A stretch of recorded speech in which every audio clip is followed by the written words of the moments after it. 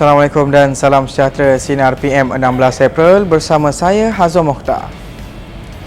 Walaupun Perintah Kawalan Pergerakan sudah memasuki fasa ketiga, terdapat segelintir penduduk di Kelantan masih ingkar kerana menunaikan solat jemaah di masjid dan surau.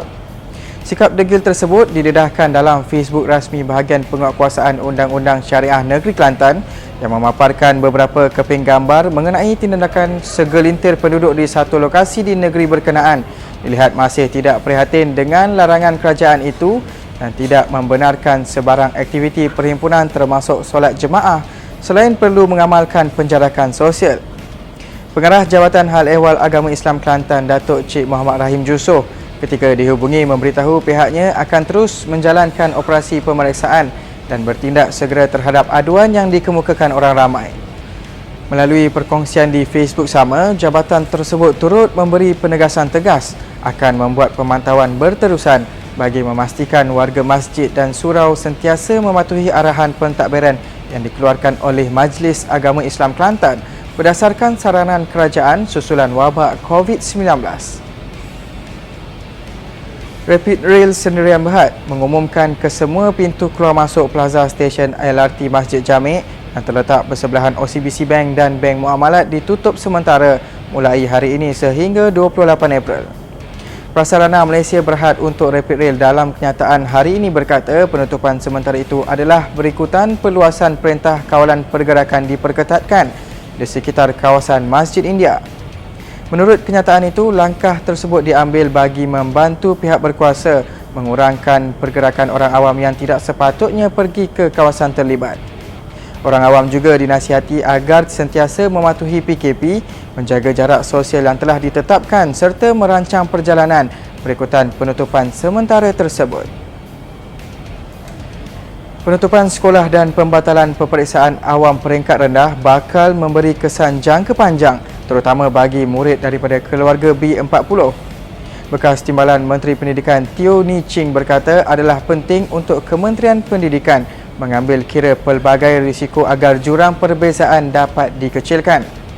Ni Ching yang juga ahli Parlimen Kulai berkata sewaktu Pakatan Harapan mentadbir Putrajaya, pemansuhan peperiksaan setara untuk tahun 1 hingga tahun 3 telah pun dilaksanakan.